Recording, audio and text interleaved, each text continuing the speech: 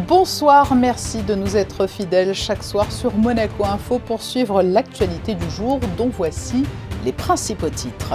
Les masques tombent, cet élément qui restera indissociable de la crise de la Covid-19 a cristallisé du mécontentement alors qu'il était pourtant présenté comme l'une des meilleures armes avec les gestes barrières et la vaccination pour lutter contre l'épidémie.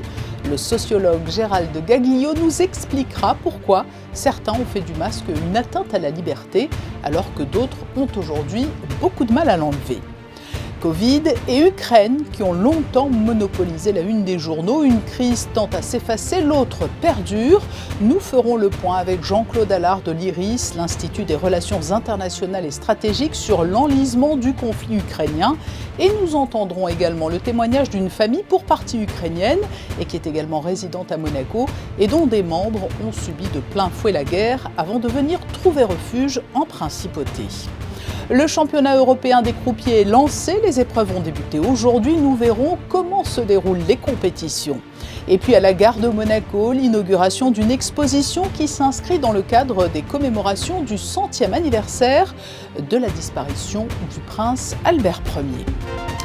Mais pour débuter donc ce journal, revenons sur cet accessoire qui a fait couler beaucoup d'encre. Le masque n'est plus obligatoire en intérieur à Monaco depuis vendredi, à l'exception des établissements de santé, des transports publics ou des structures accueillant des personnes âgées. Il a souvent été montré du doigt pendant la crise, car partout dans le monde, il a eu ses opposants et ceux qui étaient favorables, car le masque était présenté comme un élément indispensable de la lutte contre la Covid. Aujourd'hui, certains n'attendent qu'une chose, s'en débarrasser, alors que d'autres ont bien du mal à l'enlever. Nous sommes avec un sociologue de l'Université de Nice. Il a mené une enquête sur cette question avec deux autres professeurs. Bonsoir Gérald Gaglio. Bonsoir. Est-ce que l'on peut dire que le masque est l'élément emblématique qui illustre cette crise de la Covid-19 ? Indiscutablement, il en est un symbole parce que, souvenez-vous, au moment où la crise du Covid-19 a commencé, a émergé, on a vu l'apparition de cet objet un petit peu inconnu dans l'espace public, avec un retournement assez rapide et tout à fait intéressant. Au départ, ce masque inquiétait parce que l'on se disait que ceux qui le portaient, celles et ceux qui le portaient étaient malades. Et très vite, finalement, il est venu rassurer. Et aujourd'hui, en fait, la levée de l'obligation de son port dans l'espace public apparaît d'une certaine façon comme le moment, à tort ou à raison, de la sortie de la crise. C'est vrai que c'est un symbole important qui a marqué les différentes étapes de la crise. Cela représentait avec la vaccination un élément qui a tout de même aussi cristallisé beaucoup de mécontentement.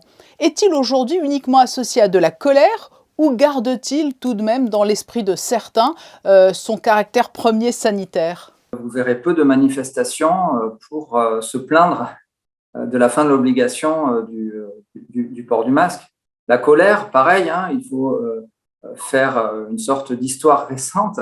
La colère a été beaucoup liée, en tout cas en France, à la pénurie de masques au début de la crise sanitaire et à des reproches qui avaient été faits aux autorités de ne pas permettre aux citoyens de bénéficier des masques qui étaient nécessaires pour eux. Et pour certains aujourd'hui, il est synonyme d'entrave à la liberté. D'autres, au contraire, nous disent qu'ils auront bien du mal à l'enlever car il est devenu comme une deuxième peau. Est-ce qu'à la faveur des témoignages que vous avez recueillis avec vos collègues universitaires, il est possible de dresser le portrait robot en quelque sorte de ceux qui ont accepté de le porter et à l'inverse de ceux qui l'ont rejeté ? Un clivage quand même qui reste important, je tiens à le signaler, c'est l'âge.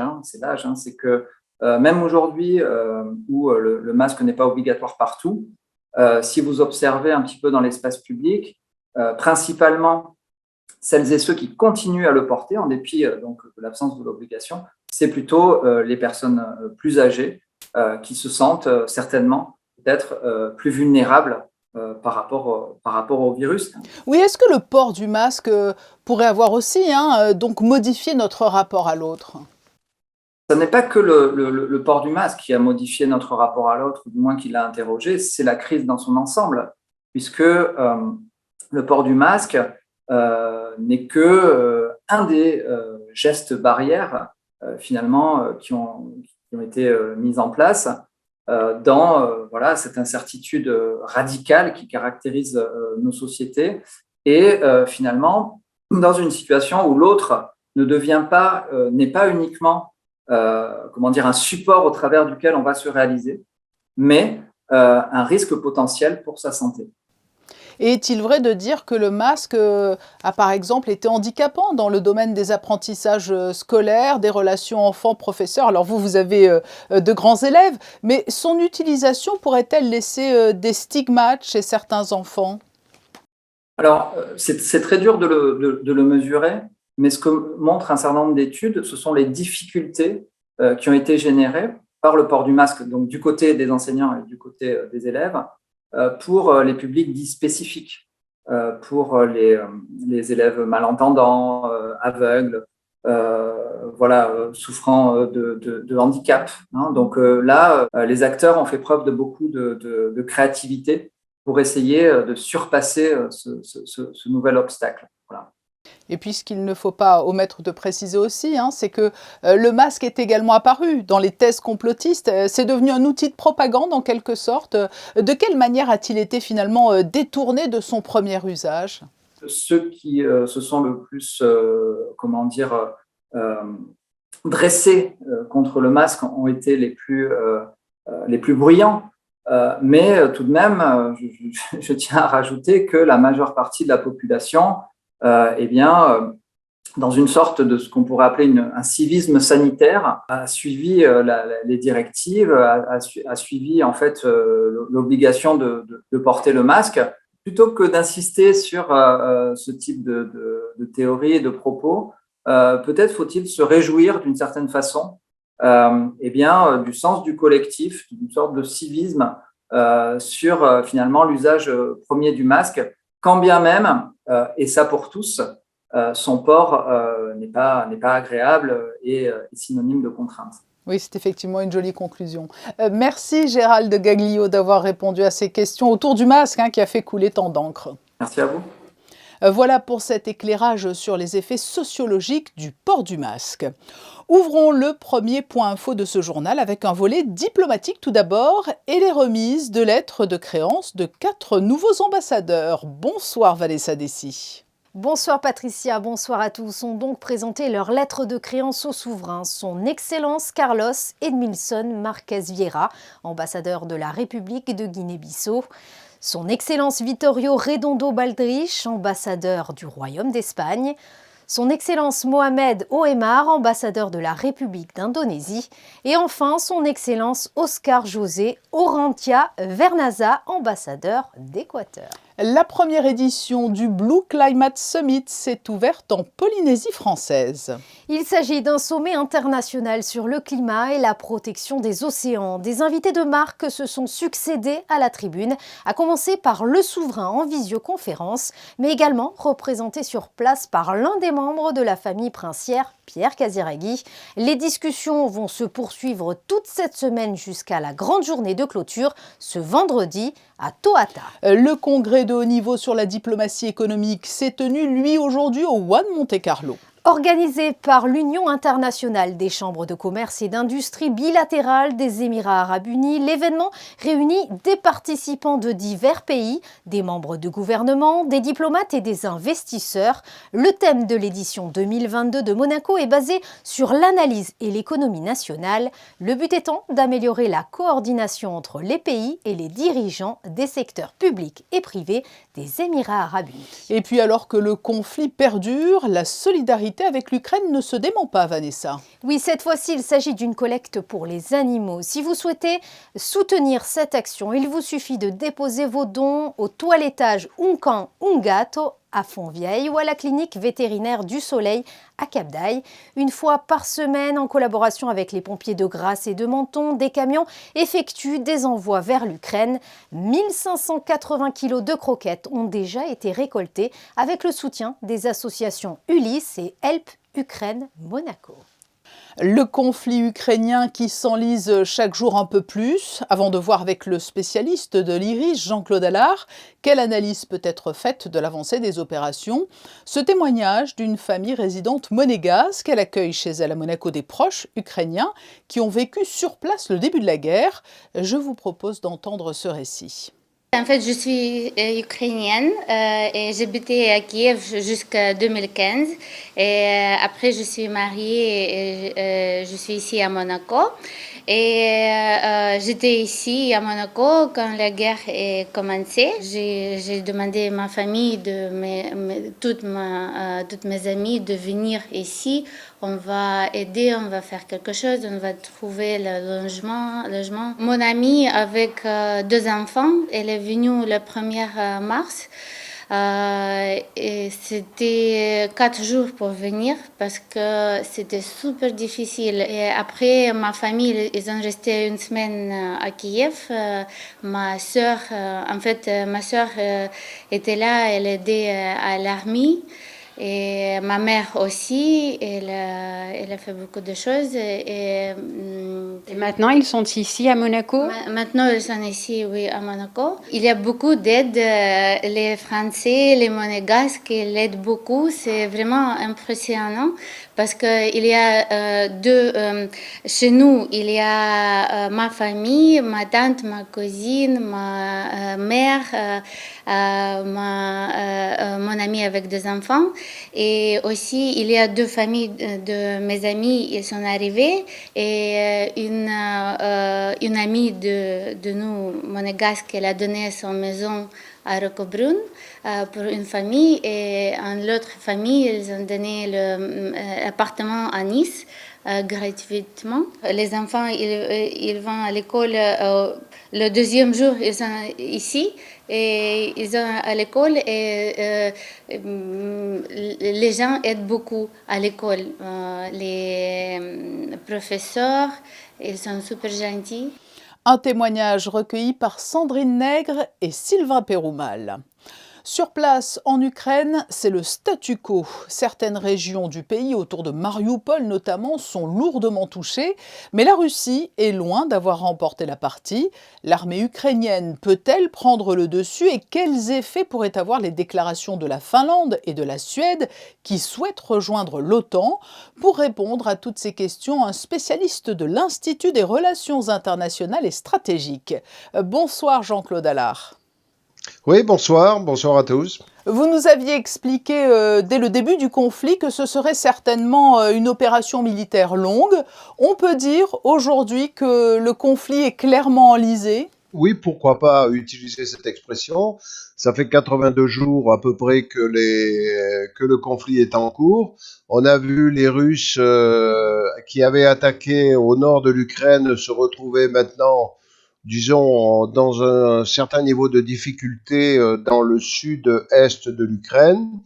Pour autant, ils n'ont pas encore été chassés de l'Ukraine et ils vont donc s'accrocher pour défendre ce qu'ils ont acquis, c'est-à-dire les républiques autoproclamées et la Crimée, et tenter de gagner encore un espace de terrain dans le Donbass qui leur manque, pour dire qu'ils ont récupéré les parties russes de la Crimée. Mais alors, comme dans tout conflit, il y a aussi forcément toujours beaucoup d'intox de part et d'autre. Mais lorsque les forces ukrainiennes clament qu'il y aura un tournant à la fin de l'été pour une victoire en fin d'année, c'est utopiste, c'est réaliste? Se fixer un objectif à l'automne me paraît, si tant est que l'Ukraine puisse gagner, raisonnable. Ils ne vont pas gagner dans les jours qui viennent parce que des grandes batailles se développent, on le voit, dans la région du Donbass avec des Ukrainiens enterrés, fortifiés, tenant les villes où ils sont protégés et d'où ils peuvent résister à l'avance russe. Donc ça explique pour partie ce qui pour l'instant est un échec russe, mais on pouvait penser que le grand voisin russe et sa puissance viendraient à bout rapidement ou facilement de l'Ukraine. Oui, ils ne sont pas arrivés à mettre à genoux l'Ukraine, mais ce qu'on peut penser, c'est que justement cette puissance russe, en fait cette masse que vous évoquez, si elle tient au point de vue politique, puisse au minimum occuper les zones sud du Donbass et la Crimée, et là créer ce que l'on appelle, et que l'on a vu dans d'autres régions, un conflit larvé, c'est-à-dire que de part et d'autre d'une ligne de défense, des échanges de coups de feu, des échanges de coups de canon. Mais Mariupol, c'est vraiment le point névralgique du conflit. Depuis la mi-avril, Mariupol est tombé aux mains des Russes. Alors c'est vrai qu'il y a eu un développement médiatique et politique de la part surtout des Ukrainiens autour de Mariupol, mais les défenseurs de Mariupol étaient enfermés dans cette Assyrie. Ils n'avaient aucun moyen de gêner en quoi que ce soit les Russes et de bloquer les axes de communication, puisque Mariupol, c'est essentiellement un nœud de communication et un port. Et puis, il y a au-delà, Jean-Claude Allard, l'enjeu autour de l'OTAN, qui a finalement été pour grande partie le déclencheur de la crise, lorsque la Finlande et la Suède déclarent vouloir rejoindre l'organisation. Cela renforce l'Europe et les États-Unis ? Je retiens, et je vais repartir de la déclaration de Poutine qui dit, bon, finalement, leur adhésion, c'est pas tellement important. Ce qui sera grave, c'est si les armées de l'OTAN et les installations militaires et les bases de l'OTAN viennent s'installer en Finlande et en Suède. Parce que en Suède et en Finlande, on est à côté de la Russie. Mais quand certains s'inquiètent de voir ce conflit possiblement dégénérer en Troisième Guerre mondiale, que peut-on en penser ? Je crois que, à part la Russie d'un côté et de l'autre côté l'Occident, c'est un conflit de la Russie contre l'OTAN, mais derrière l'OTAN, le masque de l'OTAN que sont les États-Unis. Mais finalement, cette opposition de deux grands blocs, cela a comme des relents de guerre froide. C'est un retour à la guerre froide, bon, pas tout à fait pareil, parce que d'un côté, il y avait l'URSS avec une idéologie qui n'était pas du tout l'idéologie des Américains, et donc c'était sur ça que ça coinçait. Là, je crois que ça coince seulement sur l'ambition, l'orgueil de Poutine et de la direction russe, parce qu'il est quand même épaulé par Lavrov, etc., d'avoir une place dans le monde et de ne pas être considéré comme une puissance régionale, comme Obama avait dit en 2006, je crois, qu'il considérait la Russie. Merci Jean-Claude Allard pour ce point sur la situation actuelle en Ukraine et plus généralement cette analyse géopolitique. Voilà, merci beaucoup. Nous l'évoquions lundi, la SBM a été choisie par l'Association des casinos européens pour accueillir le plus grand championnat d'Europe des croupiers. Le coup d'envoi a été donné ce matin. Fabien Bonilla et Orazio Gaggino y ont assisté. Voici leur reportage. Ils sont 40, tout simplement les meilleurs croupiers d'Europe. Avant de démarrer la compétition, ils se sont réunis ce mardi matin sur les marches du légendaire casino de Monte-Carlo pour une photo officielle entourée des organisateurs et des membres du jury. Ces 40 croupiers représentent 22 pays européens. C'est une compétition annuelle et pour la première fois à Monaco. It's a great honor to be here, and I think everybody's so impressed by the facilities, by the buildings, and the atmosphere here in Monaco. So yeah, it's going to be a great week for gambling in Europe. Il est 11h30, coup d'envoi des premières épreuves dans la salle médecin autour des tables de roulette anglaise et de blackjack. Pendant 2 jours, ces véritables orfèvres dans leur domaine sont chronométrés et scrutés dans les moindres détails. First of all, hospitality is very important, guest relations. The second one, of course, technical skills, but my favorites. And then all together, the one package is very important. How you look on the table, and it's gonna be a really good competition. Parmi les compétiteurs, 2 d'entre eux représentent le savoir-faire de la principauté, Noémie Serra et Christopher Subtil Conceição. L'important, c'est de pouvoir se challenger avec d'autres pays, se confronter aux autres, montrer les points forts, les points faibles de chaque pays et en tirer le meilleur. Et c'est très enrichissant déjà de les côtoyer, de voir tout le monde autour de soi comme ça, de tous les pays. Et honnêtement, je pense que le mot c'est fier. Et du stress ou pas? Oui, bien sûr, énormément. Mais on a énormément appris aussi à le gérer. Et après, en fait, le stress, soit on a le stress de la volonté de gagner, soit en fait on a le stress qui va nous faire perdre nos moyens. Et en fait là on l'a transformé, on a dit il faut qu'on donne tout, donc on va tout donner. Tout donner pendant 2 jours pour faire la différence entre l'accueil, savoir gérer le stress, maîtriser parfaitement le maniement des cartes et des jetons et assurer la sécurité et la conformité du jeu.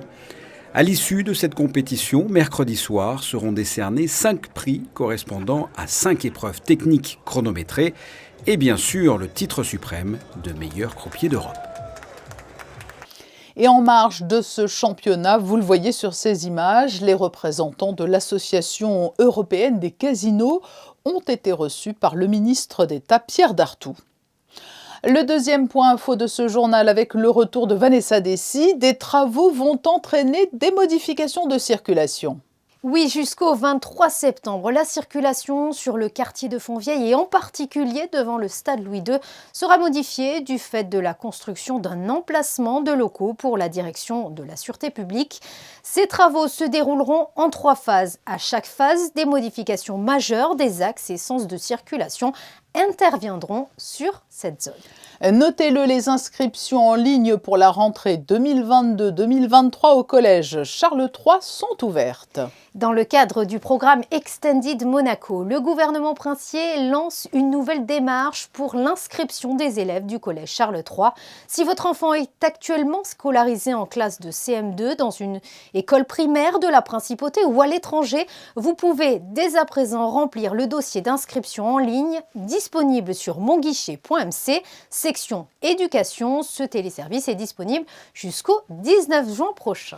Ouverture également des inscriptions pour la rentrée prochaine à l'Académie Régnier III. Effectivement, depuis ce lundi jusqu'au mercredi 15 juin, les parents souhaitant solliciter l'inscription de leurs enfants pour la première fois à l'Académie Régnier III peuvent le faire directement en ligne sur le site internet de l'Académie. Pour les élèves actuels, les réinscriptions s'effectueront du lundi 13 juin au dimanche 26 juin inclus à l'aide d'un lien qui leur sera directement envoyé par mail. Enfin, l'édition 2022 du Mare Nostrum approche, Vanessa. Oui, il aura lieu les 21 et 22 mai prochains et sachez que ce traditionnel meeting international de natation sera commenté par Frédéric Elion. Il vous fera vivre l'événement en direct sur Monaco Info dès 17h.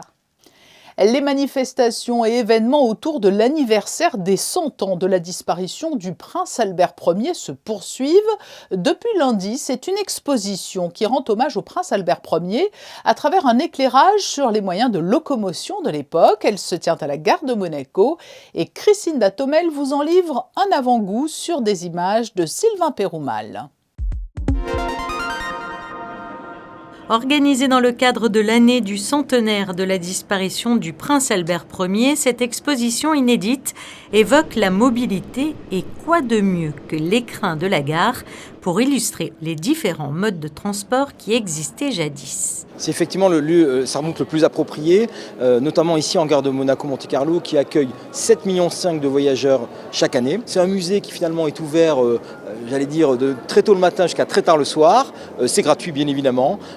Vous attendez un train, vous avez 5 minutes, vous venez admirer ces photos, lire les petits cartels et voilà. Et donc c'est finalement ce lieu de démocratisation de la culture en gare, parce que tout le monde n'a pas le réflexe d'aller pousser la porte d'un musée ou d'une galerie, alors que finalement vous prenez votre train, c'est assez simple, votre regard est attiré par cette photo et vous y allez. On retrouve tous les modes de transport. Alors on retrouve à la fois le bateau, le train bien évidemment, les avions, la bicyclette, etc. Et donc finalement, aujourd'hui ce qu'on appelle l'intermodalité, la multimodalité, eh bien on retrouve déjà tous ces modes de transport utilisés de manière finalement très moderne par le prince Albert Ier à l'époque. Ouverte à tous, cette exposition met en avant les différents modes de transport de l'époque, vous l'aurez compris, mais elle rend surtout hommage au prince Albert Ier, un prince emblématique humaniste et visionnaire qui avait une prédilection pour le train qu'il a vu naître et qu'il a de nombreuses fois emprunté lors de ses nombreux voyages en France et en Europe. Des photographies qui seront visibles tout l'été à la gare de Monaco avant d'accueillir au mois de septembre une nouvelle exposition dont la thématique est encore secrète. Nous allons maintenant prendre connaissance des prévisions météo pour la journée de mercredi. Quelle est la tendance, Vanessa ? Eh bien Patricia, l'été arrive peu à peu sur le territoire monégasque avec du soleil bien présent durant toute la journée.